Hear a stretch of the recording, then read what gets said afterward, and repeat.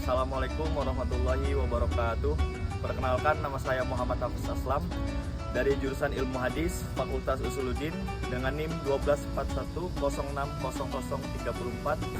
Baik, di siang hari ini saya sedang berada di seberang gedung pendidikan profesi guru dalam rangka membuat video mata kuliah Usul Fiqh dengan dosen pengampu Dr. Fuad Hilmi, SPDI, MAG. Baik, dengan judul mewujudkan kemaslahatan dan mencegah fuskat atau makosid syariah. Baik, sebelum kita menelusuri ke dalam lebih lanjut dari judul ini, kita akan memberikan sebuah pengertian tentang makosid syariah. Apa itu makosid syariah? Makosid syariah adalah sebuah hikmah atau tujuan untuk menuju kemaslahatan atau kebaikan secara pengertian agama Islam. Dalam para ulama menjelaskan bahwa makosid syariah itu terbagi menjadi 5. Baik, secara umum para ulama merumuskan makosid syariah menjadi 5 bagian. Yang ini menjaga agama, menjaga akal, menjaga nyawa atau jiwa, menjaga keturunan atau harga diri, dan terakhir menjaga harta. Baik, dalam makosid syariah itu berperan penting sebagai landasan hukum dalam zaman modern kini. Karena dalam makosid syariah itu kita dapat menetapkan hukum dalam zaman modern tanpa meninggalkan dasar-dasar yang terdahulu. Seperti kita berikan contoh, menjaga akal. Menjaga akal itu sangat perlu di zaman sekarang. Sebagai contoh benda itu adalah narkoba. Narkoba adalah sebuah bentuk perusakan jiwa atau akal. Karena dengan kita mengkonsumsi narkoba itu, kita secara otomatis akan merusak akal kita dan menggerogoti pikiran-pikiran yang benar dan menjadikan pikiran-pikiran itu menjadi negatif atau salah. Baik, dalam menjaga kemaslahatan serta mencegah keburukan, dalam perspektif usul fiqh, agama Islam menjadikan kemaslahatan itu sebagai fondasi untuk menegakkan syariat agama Islam. Serta syariat Islam juga diturunkan untuk menjaga 5 pokok dasar dalam kehidupan, yakni agama, jiwa, akal, serta harta, dan terakhir adalah keturunan.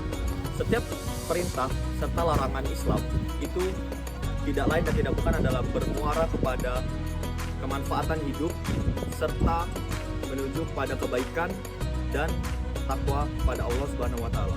Karena di saat kita mewujudkan kemaslahatan serta mencegah dan menjauhi kerusakan, itu bertujuan sebagai perbaikan diri kita dan amalan kita pada Allah Subhanahu wa taala.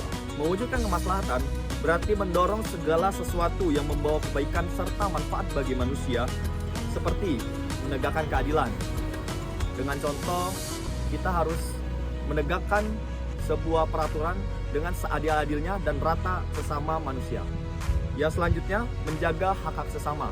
Jadi kita perlu untuk menjaga hak masing-masing pribadi seseorang dengan dalil-dalil yang benar. Selanjutnya, membangun kesejahteraan bersama. Kesejahteraan bersama ini bertujuan untuk saling membangun interaksi-interaksi yang baik dalam lingkungan sekitar.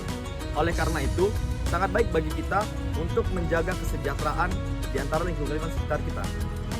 Dalam tataran ini, semua aktivitas memperkokoh nilai-nilai luhur agama.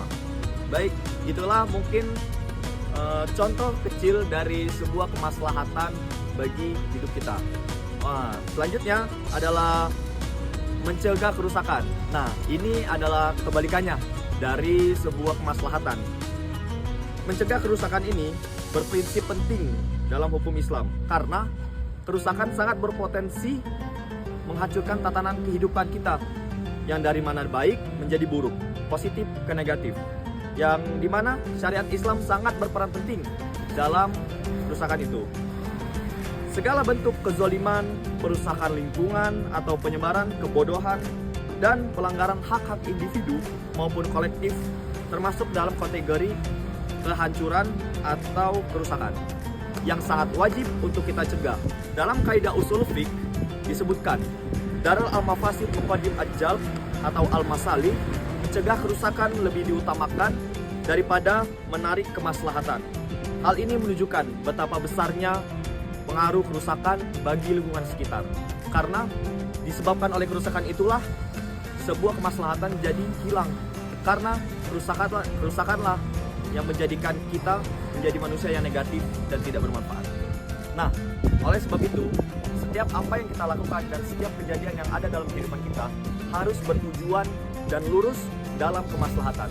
Tidak boleh melenceng ke dalam kerusakan ataupun melakukan kerusakan itu sendiri. Karena Allah sangat membenci dan sangat melaknat orang yang melakukan kerusakan itu.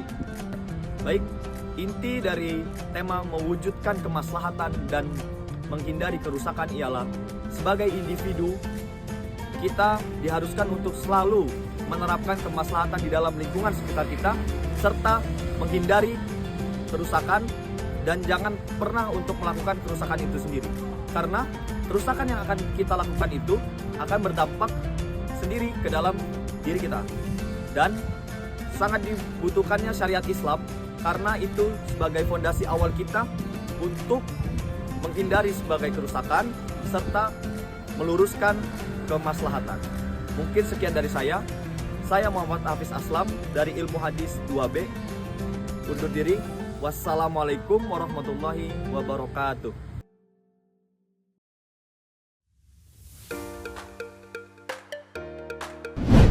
Allah mengingatkan, wala tufsidu fil ardi ba'da islahiha.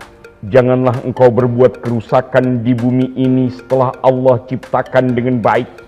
Bukankah Rasulullah bersabda, tidaklah seorang muslim menanam bibit, menanam pohon, kemudian dimakan oleh burung atau manusia atau binatang ternak, melainkan dicatat baginya sebagai sedekah.